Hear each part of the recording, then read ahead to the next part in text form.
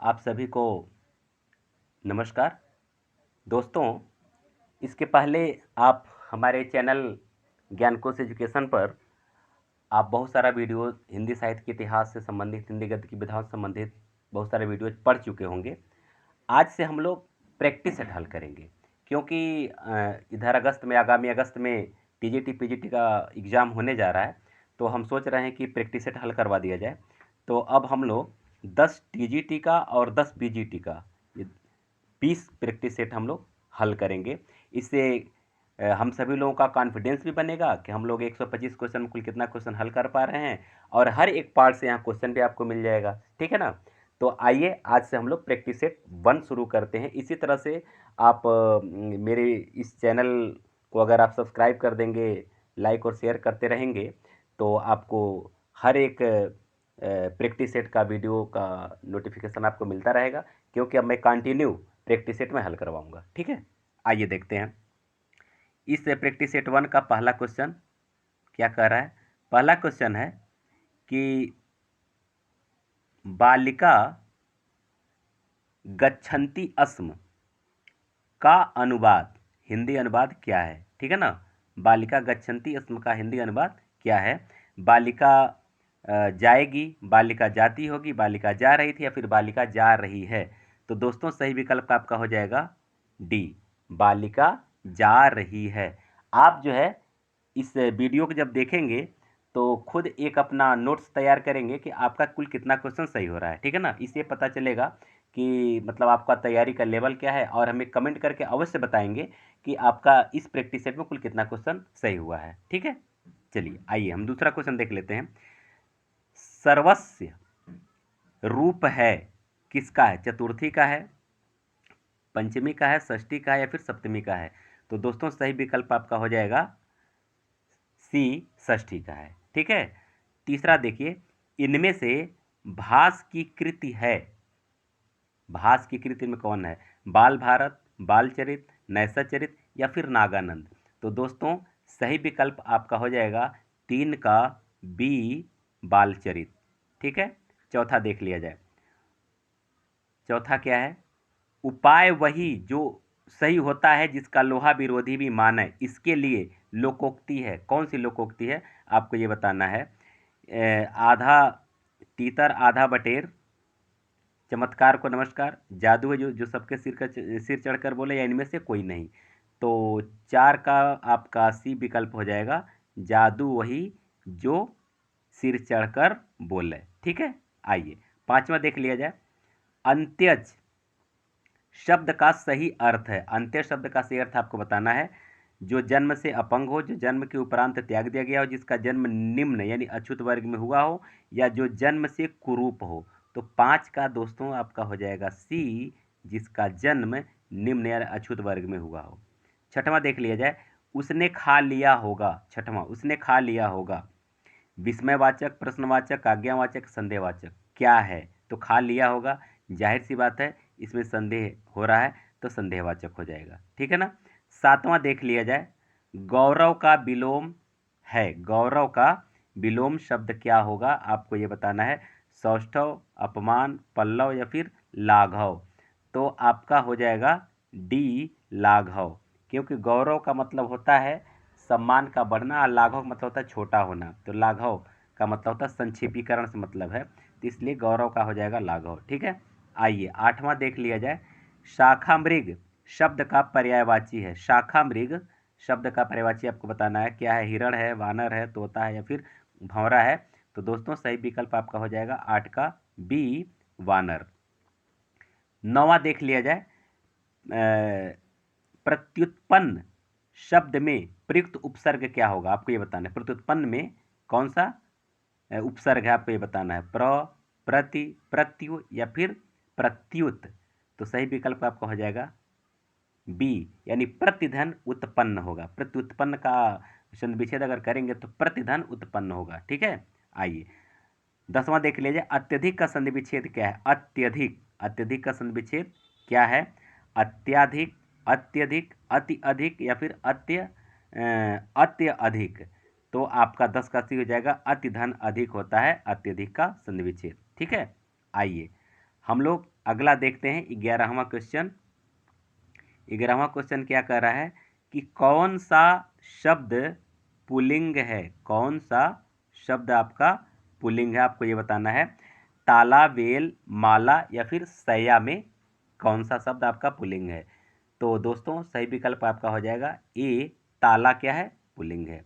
12वां देख लिया जाए कि निम्नलिखित वाक्यों में से अपादान परसर्ग से युक्त वाक्य क्या है। अपादान परसर्ग से युक्त वाक्य आपको बताना है। हम कान से सुनते हैं, मोहन से उठा नहीं जाता, राम ने अपने पुत्र से नाता तोड़ लिया, या फिर रावण राम के बाण से मारा गया। ठीक है ना। तो 12 का आपका हो जाएगा सी कि राम ने अपने पुत्र से नाता तोड़ लिया, क्योंकि अपादान का मतलब विभक्ति से अलग होने के लिए होता है। तो पुत्र से नाता तोड़ने मतलब क्या हो, पुत्र से अलग होने की बात होती है, इसलिए यहाँ अपादान परसर्ग होगा। ठीक है ना। आइए 13वां देख लेते हैं। कतिपय हिंदी व्याकरणों द्वारा संज्ञा प्रतिनिधि शब्द का प्रयोग किसके लिए किया गया है। ठीक है ना। तो आपका जो है 13 का क्रिया के लिए, विशेषण के लिए, संज्ञा के लिए, फिर सर्वनाम के लिए। तो दोस्तों सही विकल्प आपका हो जाएगा सी, संज्ञा के भेद के लिए कुछ व्याकरणों मतलब कुछ वैज्ञानिक, जो मतलब वैज्ञानिक मतलब भाषा वैज्ञानिक जो व्याकरण के प्रणेता हैं, वह जो है कि संज्ञा प्रतिनिधि का संज्ञा के भेद के लिए प्रयोग किए हैं। ठीक है ना। आइए 14 देख लिया जाए। कुछ, किसी, कोई, कहीं आदि शब्द किस प्रकार के सर्वनाम है, आपको ये बताना है। ठीक है ना। संशयवाचक, अनिश्चयवाचक, निश्चयवाचक या फिर संबंधवाचक।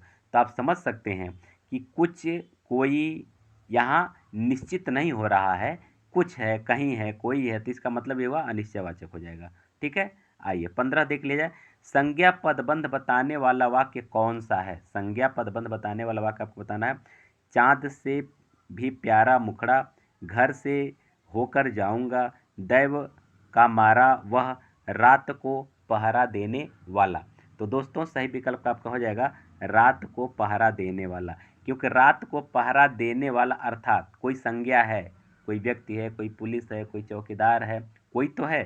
तो रात को पहरा देने वाला ये संज्ञा पदबंध का रूप है। ठीक है ना। चलिए आगे देखते हैं। 16वां, बूंद अघात सहे गिर कैसे, खल के वचन संत सह जैसे। इसका आपको बताना है अलंकार, इसमें कौन सा अलंकार है। उपमा, उदाहरण, उत्प्रेक्षा या फिर रूपक। तो दोस्तों आपका इसमें उदाहरण अलंकार है। 16 का आपका हो जाएगा बी। 17 जो है, करुण रस का अस्थाई भाव क्या है, आपको ये बताना है। करुण रस का अस्थाई भाव शोक, क्रोध, रति और निर्वेद। आप सब जानते हैं, ये कोई नई चीज़ नहीं है, हमेशा पढ़ते हैं। तो ये सबका सही होना चाहिए। करुण का स्थायी भाव क्या हो जाएगा, 17 का ये शोक। ठीक है। रस निष्पत्ति के संबंध में भट्टलोलट का मत है। भट्टलोलट का मत आपको बताना है, कौन सा मत उसने प्रतिपादित किया। अनुमितिवाद, उत्पत्तिवाद, भुक्तिवाद या फिर अभिव्यक्तिवाद। तो दोस्तों 18 का आपका हो जाएगा बी, उत्पत्तिवाद। ठीक है ना। 19, मणिकर्णिका के लेखक कौन है। मणिकर्णिका एक आत्मकथा है और उसके लेखक को आपको बताना है कि ये कौन है। तो आपका ओम प्रकाश वाल्मीकि, डॉक्टर धर्मवीर, तुलसी राम या फिर सूरज पाल चौहान। तो 19 का दोस्तों हो जाएगा सी, तुलसी राम। तुलसीदास ने, ध्यान दीजिएगा, तुलसी राम है।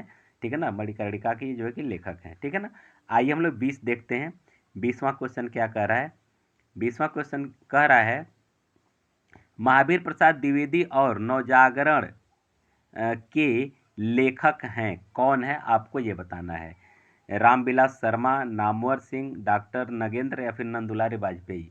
तो दोस्तों 20 का हो जाएगा विकल्प आपका ए, रामविलास शर्मा। महावीर प्रसाद द्विवेदी और हिंदी नवजागरण के लेखक हैं। ठीक है ना। आइए 21 हम लोग देख लेते हैं। 21 क्या कह रहा है।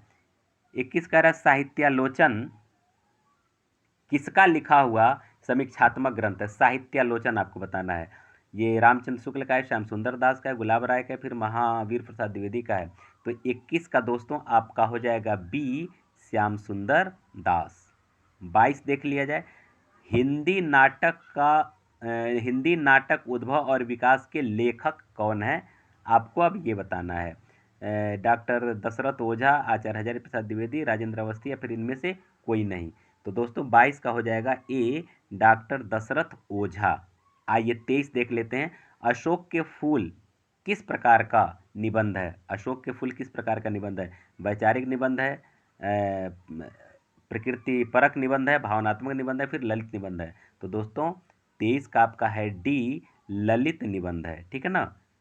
24 देखिए, यौवन के द्वार पर, यौवन के द्वार पर ये निबंध है, ये किसका आपको ये बताना है। नामवर सिंह का है, कज्ञे जी का है, कि डॉक्टर नगेंद्र का है, कि निर्मला जैन का है? तो दोस्तों सही विकल्प आपका हो जाएगा 24 का सी, डॉक्टर नगेंद्र का यह उपन्यास है यौवन के द्वार पर। चलिए 25 देख लिया जाए।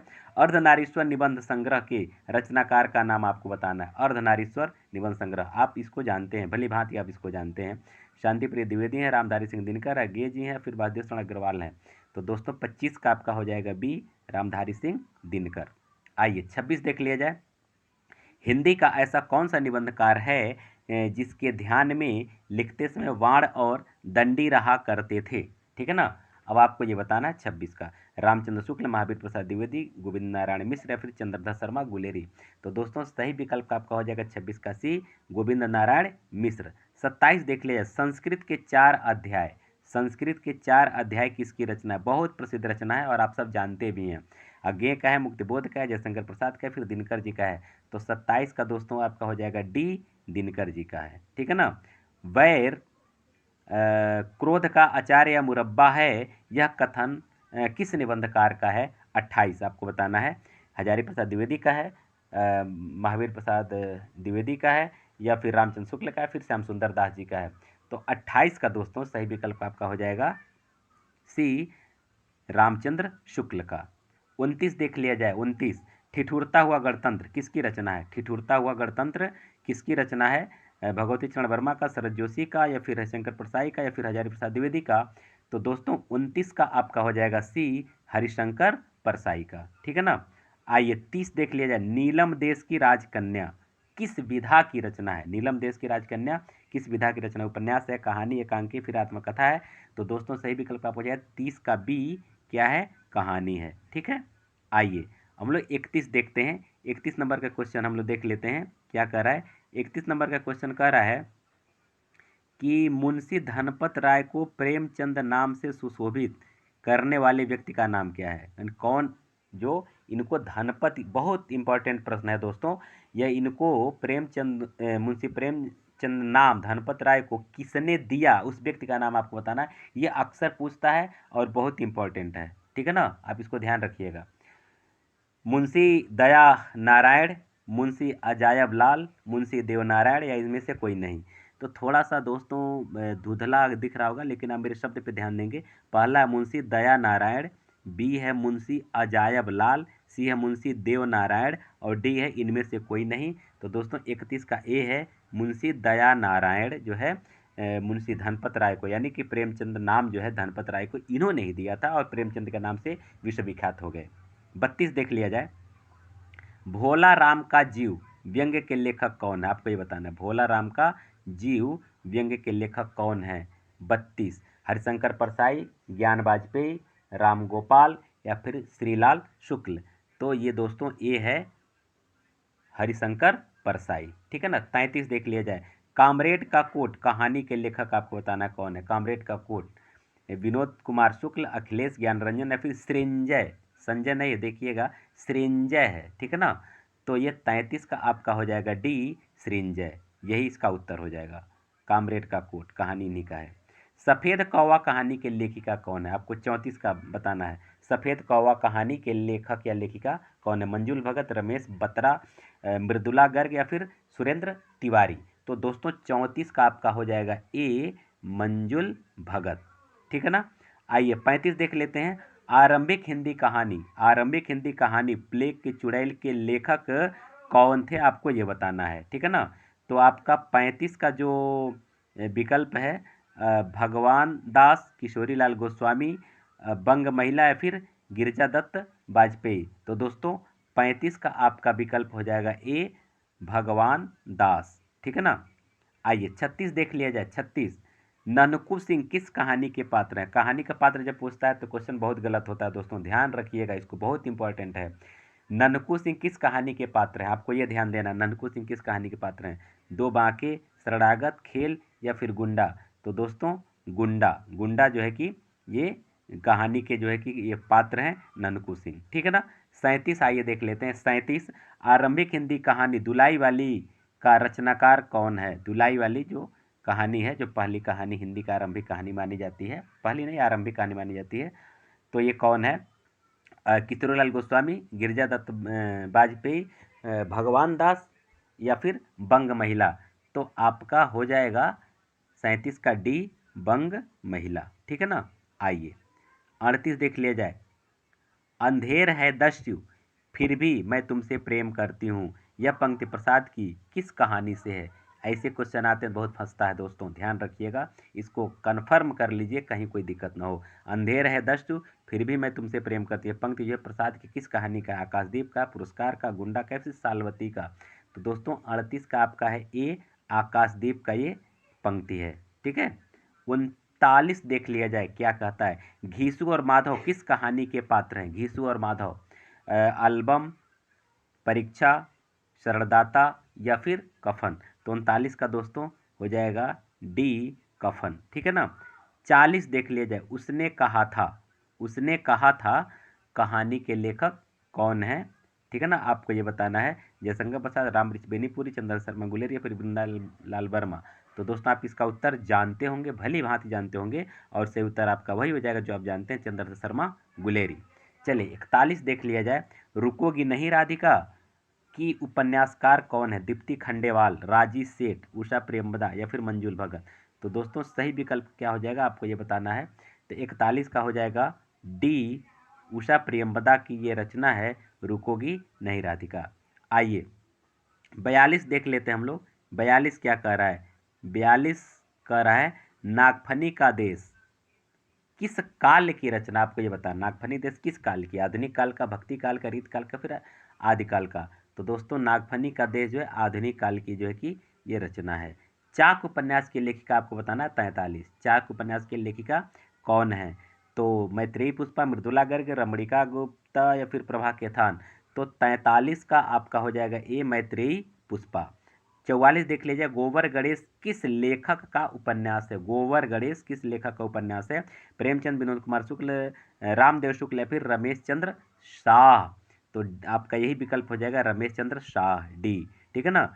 45 देख लीजिए। नेताजी कहिन के रचनाकार कौन है। नेताजी कहिन, हरिशंकर प्रसाद, श्रीलाल शुक्ल, मनोहर श्याम जोशी या फिर भैरव प्रसाद गुप्त।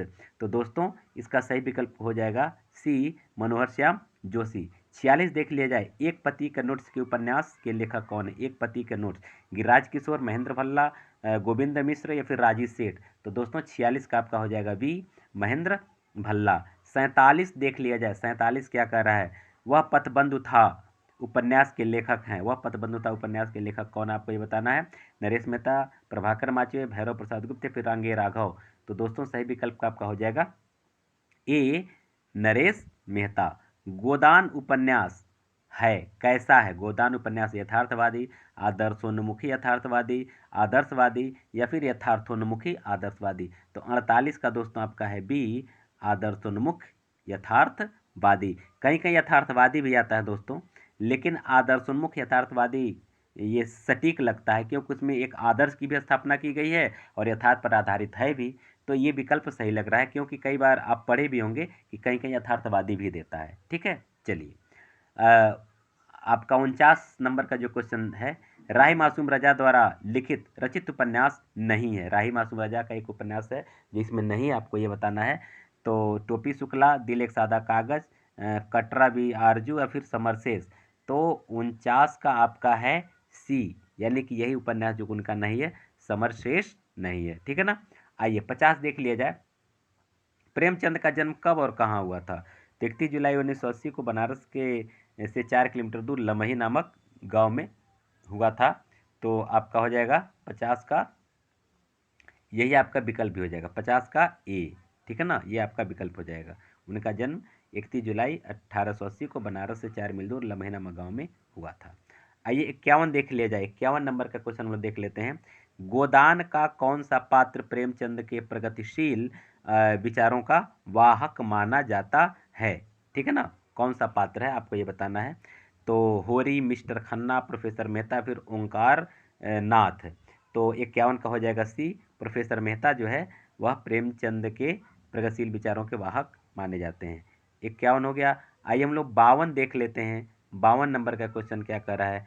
52 नंबर क्वेश्चन कर रहा है, इनमें से कौन सा प्रेमचंद का उपन्यास नहीं है? कौन प्रेमचंद का उपन्यास नहीं है, आपको ये बताना है।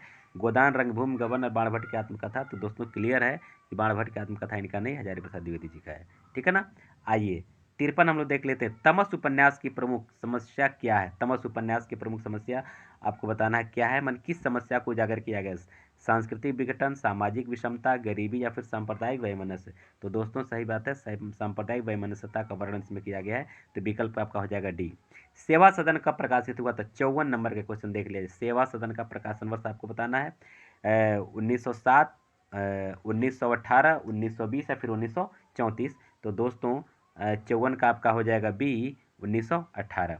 55 नंबर क्वेश्चन हम देख लेते हैं। सामाजिक उपन्यास अमर बेल के लेखक कौन है, आपको ये बताना है। तो 55 नंबर क्वेश्चन हम लोग का जो है वृंदावन लाल वर्मा का, चतुर्सेन शास्त्री का, हिमांशु जोशी का, फिर रांगे राघव का है। तो इस तरह से आपका पहला ही विकल्प हो जाएगा वृंदावन लाल वर्मा का, ये सामाजिक उपन्यास अमर बेल। ठीक है ना। आइए 56 नंबर हम देख लेते हैं। सुबह दोपहर शाम किस प्रसिद्ध उपन्यासकार की रचना है? आप सब जानते हैं, काफ़ी चर्चित उपन्यास है ये। प्रेमचंद, वृंदावन लाल वर्मा या फिर उपेंद्र नाथ दास का, फिर कमलेश्वर। ठीक है ना। तो ये कमलेश्वर जी का है। सुबह दोपहर शाम कमलेश्वर जी का एक उपन्यास है। ठीक है ना। 57 देख लिया जाए। मुझे चांद चाहिए के रचनाकार कौन है? मुझे चांद चाहिए 57। ठीक है ना। तो काशीनाथ सिंह, सुरेंद्र वर्मा, मुक्तिबोध या फिर श्रीलाल शुक्ल। तो दोस्तों 57 का आपका हो जाएगा भी सुरेंद्र वर्मा। सुरेंद्र वर्मा जो है ये इनका मतलब इसका रचयिता है मुझे चांद चाहिए। ठीक है। लड़ाई के नाटककार कौन? लड़ाई नामक कृत के नाटककार कौन है, आपको ये बताना है। 58 सर्वेश्वर दयाल सक्सेना, उपेंद्र नाथ तस्क, राम कुमार वर्मा या फिर मोहन राकेश। तो दोस्तों सही विकल्प आपका हो जाएगा ए, सर्वेश्वर दयाल सक्सेना। आइए 59 हम लोग देख लेते हैं। इनमें से कौन सी भारतेंदु की रचना नहीं, आपको ये बताना है। भारतेंदु की रचना इनमें से कौन सी नहीं? वैदिकी हिंसा, हिंसा न बहुत, विशस्य विस्मौसदम, बादशाह दर्पण, फिर पद्मावती। तो दोस्तों सही विकल्प आपका है पद्मावती, उनकी रचना नहीं है, बाकी ये तीनों रचना उन्हीं का है। आइए 60 हम लोग देख लेते हैं। 60 नंबर के क्वेश्चन क्या कर रहा है? भारतेंदु जो की केंद्रीय विधा है क्या है? केंद्रीय विधा भारतेंदु जो की क्या रही है? उपन्यास, कहानी, नाटक है, इसमें से कोई नहीं। तो दोस्तों 60 का आपका हो जाएगा सी, नाटक। नाटक का इसमें ज़्यादा लेखन हुआ है भारतेंदु जी के समय में, भारतेंदु युग में। ठीक है ना। 61 देख लिया जाए। 61 क्या कर रहा है? हिंदी में समस्या नाटकों के प्रवर्तक का श्रेय किसको दिया जाता है? लक्ष्मी नारायण मिश्र को, लक्ष्मी नारायण लाल को, भुवनेश्वर को, फिर मोहन राकेश को। तो समस्या नाटक के प्रवर्तक कौन कहा जाता है, आपको बताना है। 63 के हो जाएंगे ए, लक्ष्मी नारायण मिश्र। 62 देख लिया जाए। 62 क्या कर रहा है? निम्न में से कौन सा युग्म सुमेलित नहीं है? मैंने 3 युग्म सुमेलित और एक सुमेलित नहीं है, आपको ये बताना है। आहुति, हरि कृष्ण प्रेमी, मुक्ति रहस्य, लक्ष्मी नारायण लाल, विक्रमादित्य, उदय शंकर भट्ट, कोणार्क, जगदीश चंद्र माथुर। तो इसमें से एक विकल्प गलत है, एक सुमेल जो किया गया वो सही नहीं है। तो 62 का आपका हो जाएगा बी, ये सही नहीं। मुक्ति रहस्य जो है ये श्रीलाल सॉरी लक्ष्मी लाल का जो है कि ये रचना नहीं है। ठीक है ना। चलिए दोस्तों आइए हम लोग 63 देख लेते हैं। हाँ, आपसे इसके पहले मैं बताया था कि आप लोग लिख रहे हैं ना, मतलब कितना मेरा सही हो रहा है कितना गलत हो रहा है। आप लोग एक कॉपी लेकर के बैठ जाएंगे कल, या फिर कलम लेकर बैठ जाएंगे और नोट करेंगे कि कितना क्वेश्चन हमारा सही हो रहा है। और वीडियो अगर अच्छा लग रहा हो, क्वेश्चन का कलेक्शन अगर काफ़ी अगर अच्छा है और आपको लग रहा है कि हाँ बहुत शानदार तैयारी हो सकती है, तो इसको लाइक और शेयर करना न भूलें। आइए दोस्तों हम लोग 63 देख लेते हैं। स्कंदगुप्त नाटक में यह संवाद किसका है? रोने से भीख मांगने से कुछ अधिकार मिलता है, जिसके हाथों में बल है उसका अधिकार ही कैसा है? ठीक है ना। सॉरी, जिसके हाथों बल नहीं है, ये कह रहे जिसके हाथों में बल नहीं है उसका अधिकार ही कैसा है। ये पंक्ति जो है स्कंदगुप्त नाटक में संवाद जो बोला है किसका है, आपको ये बताना है। धातुसेन का ये संवाद है कि भटार्क का है, फिर स्कंदगुप्त का है, फिर कुमार गुप्त का है। तो दोस्तों 63 का आपका है भी भटार्क का है ये। ठीक है ना। 64 देखिए, कहानी संग्रह पृथ्वीराज की आंखें के रचनाकार कौन है? पृथ्वीराज की आंखें के रचनाकार कौन है? आपको ये बताना है। भुवनेश्वर, उदय शंकर भट्ट, लक्ष्मी नारायण मिश्र या फिर राम कुमार वर्मा। तो दोस्तों 64 का आपका हो जाएगा डी, राम कुमार वर्मा जो है कि पृथ्वीराज की आंखें के रचनाकार हैं। ठीक है ना। 65 हम लोग देख लेते हैं। आधे अधूरे के बारे में कौन सा कथन सही नहीं है? आधा अधूरा जो एक उपन्यास है मोहन राकेश जी का, इसमें से कौन मतलब कथन सही नहीं है, आपको ये बताना है। पारिवारिक विघटन की गाथा, स्त्री पुरुष के बीच लगाव और तनाव का दस्तावेज, मानवीय संतोष के अधूरेपन का रेखांकन, और पर्याप्त रंग निर्देशों से युक्त नाट्यकृति। तो दोस्तों ये आपका हो जाएगा डी, यही वाला आपका ये सही नहीं है कथन, बाकी सब सही है। सैरंध्री के रचनाकार कौन है? आपको ये बताना। 60 सैरंध्री के रचनाकार कौन है? सियाराम शरणगुप्त, मैथिली शरणगुप्त, माखनलाल चतुर्वेदी, फिर नरेश मेहता। तो दोस्तों 66 का आपका हो जाएगा बी, मैथिली शरण गुप्त। 67 आप देखिए, न खास हिंदी न खास उर्दू, जवान गोया मिली जुली हो, उपयुक्त कथन किसका? यह कथन किसका? आपको ये बताना है। 67 शिव प्रसाद सीतारेन, भारतेंद्र हरिचंद्र, राजा लक्ष्मण सिंह, फिर जॉर्ज ग्रियर्सन। तो दोस्तों 67 का हो जाएगा ए, शिव प्रसाद सितारे हिंद, क्योंकि शिव प्रसाद सितारे हिंद जो है हिंदी और उर्दू को दोनों साथ साथ लेकर के चलने की वकालत करते थे। ठीक है। आइए 68 नंबर के क्वेश्चन हम देख लेते हैं। उक्त व्यक्ति प्रकरण के रचनाकार कौन है? काफी चर्चित है ये और आप जानते भी होंगे। उक्त व्यक्ति प्रकरण के रचनाकार कौन है? रोड़ा, हेमचंद, ज्योतिरेश्वर ठाकुर, फिर दामोदर शर्मा। तो दोस्तों सही विकल्प आपका हो जाएगा डी, दामोदर शर्मा। अगला है 69, नाटक जारी है काव्य संग्रह के रचयिता कौन है? नाटक जारी है काव्य संग्रह है, इसके रचयिता कौन है?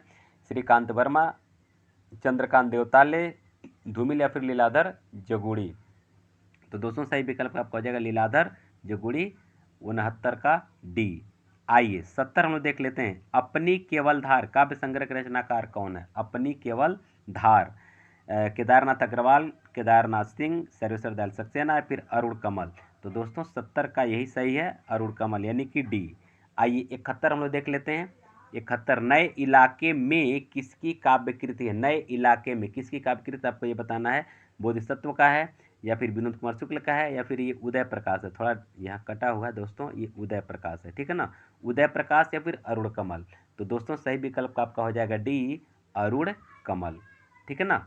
आइए हम लोग 72 देख लेते हैं। 72 नंबर का जो क्वेश्चन है वो क्या कह रहा है? 72 नंबर क्वेश्चन है, लुकमान अली किसकी काव्य रचना है? लुकमान अली आपको ये बताना है। मणि मधुकर, लीलाधर जगुड़ी, सौमित्र मोहन या फिर मंगलेश डबरवाल। ठीक है ना, डबराल। तो 72 का आपका हो जाएगा सी, सौमित्र मोहन।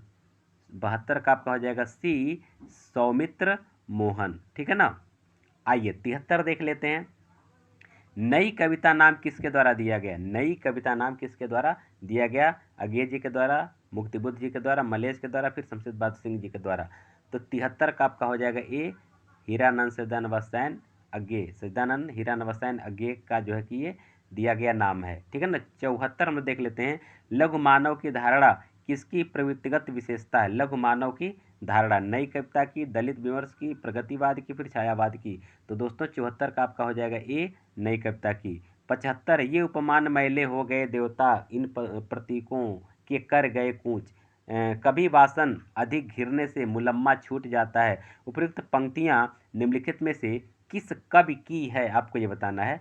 75 ये शमशेर बहादुर सिंह का है, प्रभाकर माचवे का है, धर्मवीर भारती का या फिर सच्चिदानंद हीरानंद वत्साय अज्ञे का है। तो दोस्तों आपका 75 का हो जाएगा डी, यही अज्ञे जी का ये है। ठीक है ना। 76 हम लोग देख लेते हैं। निम्नलिखित में से किस रचनाकार में पौराणिक चरित्र नचिकेता के माध्यम से कवि अपना मत व्यक्त करना चाहता है? तो दोस्तों सही विकल्प आपका हो जाएगा क्या? संशय की एक रात, आत्मजयी, अंधाजोगी और मुक्ति प्रसंग में आपका हो जाएगा 76 का बी, आत्मजयी। ठीक है ना। आइए हम लोग 77 देख लेते हैं। 77 जो है किसकी कविताएं स्वाधीन भारत का इस्पाती दस्तावेज है? 77 अज्ञे का, गिरजा कुमार माथुर का, मुक्तिबोध का, फिर दिनकर जी का। तो 77 का है दोस्तों, 77 का सी, मुक्तिबोध जी का जो है कि रचना है स्वाधीन भारत का इस्पाती दस्तावेज कहा जाता है। 78 का देख लिया जाए, प्रयोगवाद की जन्म देने वाली पत्रिका क्या है? प्रयोगवाद को जन्म देने वाली पत्रिका तार सप्तक, प्रतीक, नए पत्ते, फिर नई कविता। तो दोस्तों तार सप्तक से प्रयोगवाद की शुरुआत माना जाता है, इसलिए तार सप्तक जो है कि प्रयोगवाद की जन्मदात्री पत्रिका मानी जाती है। आइए 79 देख लेते हैं, गीत फरोश में कवि क्या कहना चाहता है? ठीक है ना, 4 विकल्प इसमें दिया हुआ है। तो 79 का हम सीधे आ जाते हैं, दूसरों के मनमाफी कविता लिखने और बेचने के लिए कवि विवश है, यही लिखेंगे, यही इसका सही विकल्प हो जाएगा। दूसरों के मनमाफी कविता लिखने और बेचने के लिए कवि विवश है। आइए अब इसके बाद से हम लोग देख लेते हैं 80 नंबर का जो क्वेश्चन है वो क्या कह रहा है? 80 नंबर का जो क्वेश्चन है वह कह रहा है प्रयोगवाद की प्रवृत्ति नहीं है, प्रयोगवाद की प्रवृत्ति नहीं है। आपको ये बताना कि क्या प्रयोगवाद की प्रवृत्ति नहीं, क्षणवाद, बौद्धिकता, पारंपरिक उपमानों का प्रयोग या फिर दुखवाद। तो दोस्तों 80 का हो जाएगा सी, पारंपरिक उपमानों का प्रयोग, यही प्रवृत्ति नहीं है, बाकी ये 3 तो उसमें है। ठीक है ना। आइए हम लोग 81 देख लेते हैं। 81 नंबर का जो क्वेश्चन है, कविता हिंदी कविता में फैंटेसी का मुखर प्रयोक्ता है, फैंटेसी का मुखर प्रयोक्ता कौन है? 81 आपको बताना है। शमशेर बहादुर सिंह, सर्वसद दयाल सक्सेना, गे फिर मुक्तिबोध। तो दोस्तों 81 का आपका हो जाएगा डी, मुक्तिबोध जो है फैंटेसी का ज़्यादा कविता लिखे हैं। ठीक है। आइए दोस्तों सॉरी 82 देख लिया जाए, इनमें से एक काव्य संग्रह अज्ञेय का नहीं है। कौन काव्य संग्रह अज्ञेय का नहीं है आपको ये बताना है। आंगन पार और धरती ऐसा कोई घर आपने नहीं देखा, सदा नीरा। तो आपका 82 का हो जाएगा बी, धरती। धरती इनका काव्य संग्रह नहीं, बाकी ये तीनों है। उर्वशी के तृतीय अंक के आधार पर कौन से कथन सही है आपको ये बताना है, 83। तो आप सीधे हम आ जाते हैं, सारे कथन पढ़ने में आपका समय वेस्ट होगा, इसलिए हम सीधे उत्तर को ही बता देते हैं। ये 83 का आपका जो उत्तर हो जाएगा डी, पुरूरवा के अनुसार मर्त्य मानव को देवता कहा जा सकता है, मर्त्य मानव को देवता कहा जा सकता है पुरूरवा के अनुसार। तो आपका हो जाएगा फिर 84 हम लोग देख लेते हैं। 84 कह रहा है दिनकर की काव्यकृति रश्मिरथी, रश्मिरथी के रश्मिरथी कौन है? रश्मिरथी में रश्मिरथी कौन है? 84 आपको बताना है। कृष्ण है, पुरूरवा है, कर्ण है या फिर परशुराम है। तो रश्मिरथी कौन है? कर्ण है। आइए 85 देख लेते हैं, प्रयोगवाद। 85 प्रयोगवाद के बाद हिंदी कविता को जो नवीन धारा विकसित हुई उसे क्या कहा जाता है? 85 का ए आपका सही है, नई कविता। थोड़ा हम लोग जल्दी जल्दी करेंगे क्योंकि इस समय आपका हम नहीं ज़्यादा खर्च करना चाहते हैं, हम चाहते हैं कम समय में अधिक से अधिक आपका क्वेश्चन हल हो। आइए 86 हम लोग देख लेते हैं, कविता और कविता के नाम लिखिए। कवि और कविता के नाम लिखे, आपको ये बताना है। मृत्यु तुम्हारा, गरल दंत कंचुक, कल्पांतर, अखिल विश्व का विवर, वक्र कुंडल, दिगमंडल। यह जो है कि किस कवि का है और उस कविता का नाम आपको बताना है। तो आपका 86 का हो जाएगा अज्ञेय विवर, पंथ परिवर्तन, निराला, कल्पांतर, मुक्ति बोध, गरल दंत। तो देखिए दोस्तों मैं आपको बता दूं ये सब फंसाने के लिए दिया हुआ है। अज्ञेय विवर, निराला, कल्पांतर, मुक्ति बोध, दंत गरल, क्योंकि इसमें ये सब शब्द हैं तो ये कैंडिडेट कंफ्यूज होते हैं, लेकिन कोई कंफ्यूजन नहीं, यहाँ की आप क्लियर कर लीजिए। 86 का हो जाएगा बी, ये परिवर्तन कविता का पंक्ति है। ठीक है ना। आइए हम लोग 87 देख लेते हैं। 87 नंबर का जो क्वेश्चन है वो क्या कह रहा है, छायावाद को राष्ट्रीय जागरण की काव्यात्मक अभिव्यक्ति किसने कहा है? 87 नामवर सिंह, नंदुलारी वाजपेयी, डॉक्टर नगेंद्र फिर रामस्वरूप चतुर्वेदी। तो दोस्तों नामवर सिंह, नामवर सिंह 87 का ए। 88 का क्या है, चंचल किशोर सुंदरता, मैं करती रहती रखवाली, मैं वह हल्की सी मसलन हूँ जो बनती कानों की लाली। ये 88 नंबर जो है यह पूछ रहा है कि काव्यांश में किसका वर्णन किया गया है। ये किसका वर्णन किया गया है? श्रद्धा का, चिंता का, लज्जा का, फिर आशा का। तो 88 का दोस्तों सही विकल्प है सी, लज्जा का वर्णन ऐसा कह के किया गया है। 89 मतलब 89 काव्य आत्मा का संकल्पनात्मक अनुभूति, यह कथन किसका है? आपको ये बताना है। आइए 89 रामचंद्र शुक्ल, पंत, महादेव वर्मा फिर जयशंकर प्रसाद। तो दोस्तों सही विकल्प आपका हो जाएगा 89 का डी जयशंकर प्रसाद। आइए 90 देख लेते हैं। रामविलास शर्मा के अनुसार राम की शक्ति पूजा में किन दो कविताओं का सार तत्व है? तो मैं सीधे इसके आंसर पे चलता हूँ, क्योंकि सरोज स्मृत और तुलसीदास, ये दो कविताएं एक में मर्ज करके ये जो है कि राम की शक्ति पूजा की रचना किया गया है। ठीक है ना।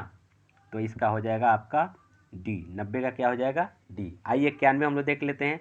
हालावाद के प्रवर्तक का नाम बताइए। हालावाद के प्रवर्तक कौन है?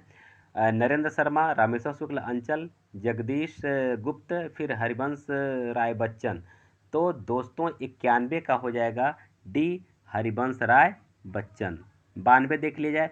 दुख की पिछली रजनी बीच विकसता सुख का नवल प्रभात, यह काव्य पंक्ति किस कृत की है? आपको एक कृत बताना, और यही फंसता है कि जब कृत नहीं मालूम रहता है तो बहुत दिक्कत होता है, इसलिए आप इसको तैयार कर लीजिए बढ़िया से।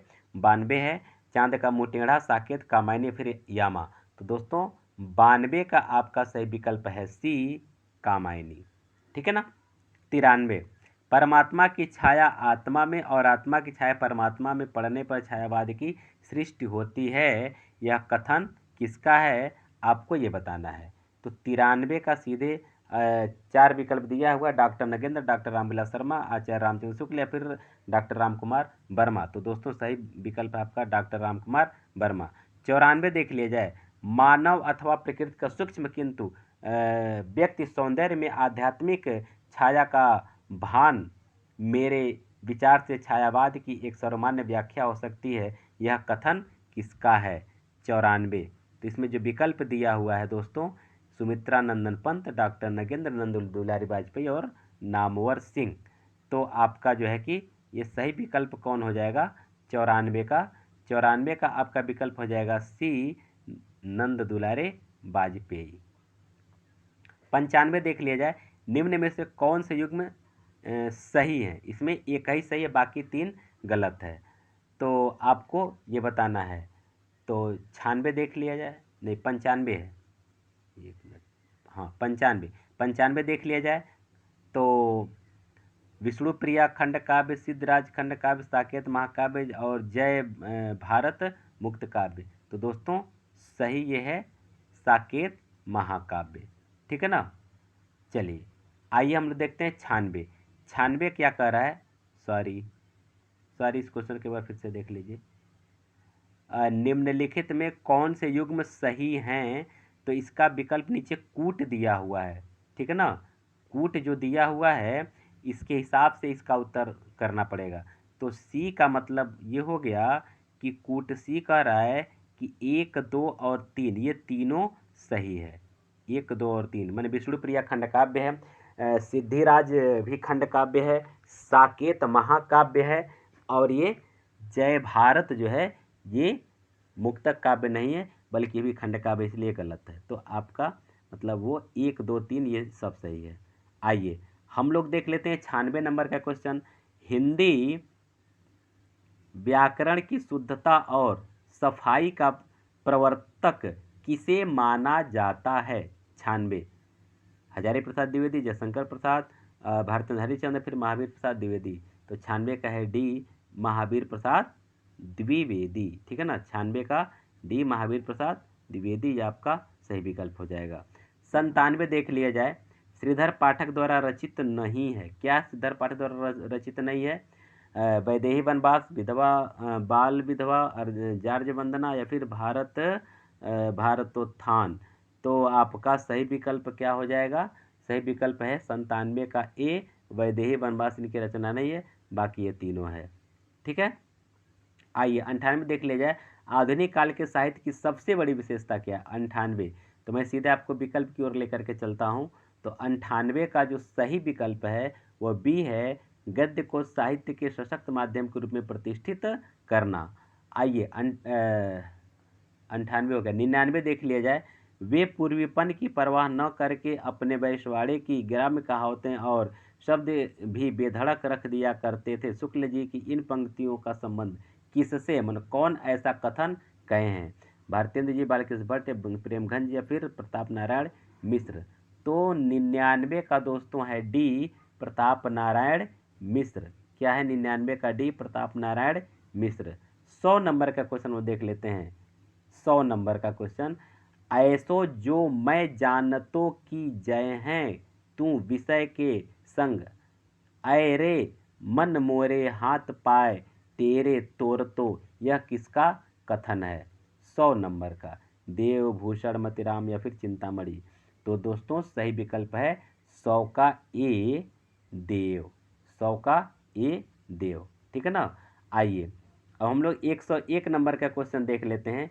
101 नंबर का जो क्वेश्चन कह रहा है वो क्या कह रहा है कि रीतिकाल की सर्वाधिक व्यापक प्रवृत्ति क्या है। नायिका भेद और श्रृंगार रस विवेचन, अलंकार विवेचन, छंद या फिर शब्द शक्ति के काव्य गुण दोषों का विवेचन।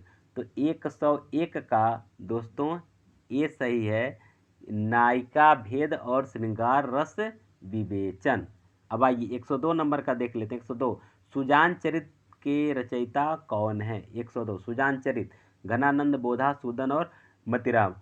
इसमें ज़्यादा कन्फ्यूजन रहता है घनानंद और सूदन में, क्योंकि काफ़ी लोग समझते हैं कि ये सुजान इनकी प्रेयसी थी, इसलिए जो सुजान उन्हीं का होगा, लेकिन सही विकल्प आपका है वो नहीं है। सही विकल्प आपका है सी, सूदन जी का है। ठीक है ना। आइए, अंग दर्पण किस कवि की रचना है। 103, अंग दर्पण किस कवि की रचना है। रसलेन, मुबारक, बेनी प्रवीण या फिर राम सिंह। तो 103 का हो जाएगा ए, रसलेन। अंग दर्पण किसका है, रसलेन जी का रचना है। भिखारी दास की रचना आपको बताना है। 104, भिखारी दास, काव्य निर्णय, काव्य सिंधु, चिंतामणि या फिर रस विवेक। तो दोस्तों 104 का हो जाएगा ए, काव्य निर्णय जो है भिखारी दास की रचना है।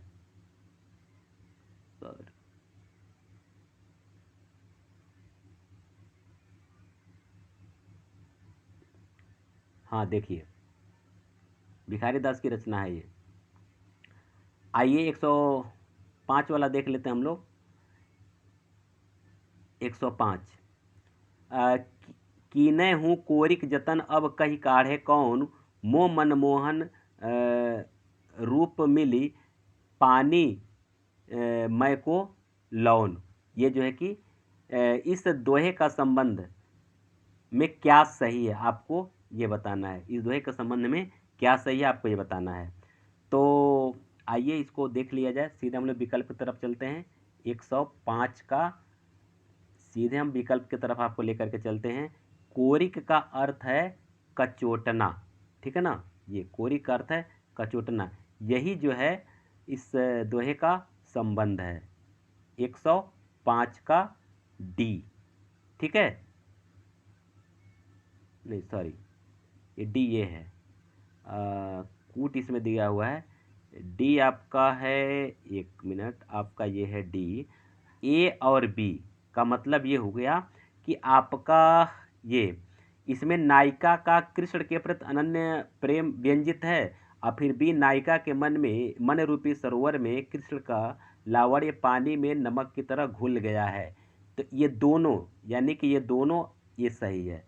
ए और बी दोनों सही है, इसलिए आप इस दोनों को सही करेंगे। ठीक है, चलिए आइए 106 नंबर का क्वेश्चन हम लोग देख लेते हैं। श्रृंगार लतिका के रचयिता कौन है। श्रृंगार लतिका के रचयिता कौन है। द्विज देव, चिंतामणि देव या फिर रत्नाकर। तो दोस्तों 106 का हो जाएगा ए, द्विज देव। ठीक है ना। 107 देख लिया जाए। जयपुर नरेश जगत सिंह के आश्रय में रहते हुए पद्माकर ने कौन सा लक्षण ग्रंथ लिखा था, आपको ये बताना है। जगत विनोद, राम रसायन, हिम्मत बहादुर या प्रबोध पचासा। तो दोस्तों 107 का विकल्प आपका हो जाएगा ए, जगत विनोद। ठीक है ना। 108 देख लिया जाए। जिस कवि में कल्पना की समाहार शक्ति के साथ भाषा की समाज शक्ति जितनी अधिक होगी उतना ही वह मुक्तक की रचना में सफल होगा, यह क्षमता बिहारी में पूर्ण रूप में विद्यमान वर्तमान थी। यह कथन मूलतः किस विद्वान का है। 108 तो देख लिया जाए कौन कौन है। आचार्य रामचंद्र शुक्ल, आचार्य रामचंद्र शुक्ल का है, या फिर आचार्य हजारी प्रसाद द्विवेदी का है, या फिर आचार्य विश्वनाथ प्रसाद मिश्र का है, या फिर डॉक्टर रामकुमार वर्मा का है। तो 108 का दोस्तों सही विकल्प है ए, आचार्य शुक्ल जी का है, आचार्य रामचंद्र शुक्ल जी का है ये। ठीक है ना। 109 देख लिया जाए। बहुत चर्चित पंक्ति है, ये अक्सर परीक्षा में पूछा जाता है। तुलसी गंग दो भय सुकबिन के सरदार, यह जो है कि कविवर गंग के संबंध में यह कथन किसका है, कौन यह कथन कहा है, यानी केशव दास, बनारसी दास, सेनापति या फिर भिखारी दास। तो दोस्तों 109 का डी है भिखारी दास। 110 देख लिया जाए, लोग हैं लागे कवित्त बनावत मोहि तो मेरे कवित्त बनावत, ये पंक्ति बहुत चर्चित पंक्ति है, किसकी है आपको ये बताना है, यह पंक्ति किसकी है। 110 केशव दास, मतिराम नंदा से फिर घनानंद। तो दोस्तों सही विकल्प आपका हो जाएगा डी घनानंद, ठीक है ना। 111 नंबर क्वेश्चन हम देख लेते हैं, यह निसंकोच कहा जा सकता है कि भाषा पर जैसा अचूक अधिकार इनका था वैसा और किसी कवि का नहीं। रामचंद्र शुक्ल का यह कथन किस कवि के संबंध में है, आपको ये बताना है, ठीक है ना। 111 का कबीरदास का है, तुलसीदास का है, भरतहरि चंद्र का, फिर घनानंद, मैंने घनानंद के विषय में बताया गया है, तुलसी के विषय में बताया गया है, कि कबीर के विषय में बताया गया है। तो दोस्तों सही विकल्प है आपका ये डी कि घनानंद के विषय में बताया गया है। 112 देख लिया जाए, रसमंजरी किस कवि की कृति है, रसमंजरी किस कवि की कृति है, आपको ये बताना है। केशव दास का, भूषण का, नंददास का, फिर चित्तस्वामी का।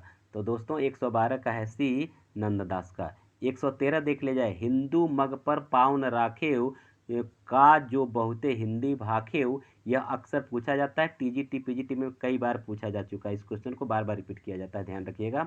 यह किसकी है आपको ये बताना, और किससे है, मैंने किसकी है और किस रचना से है। तो यहाँ देखिए विकल्प यहाँ दे रखा है।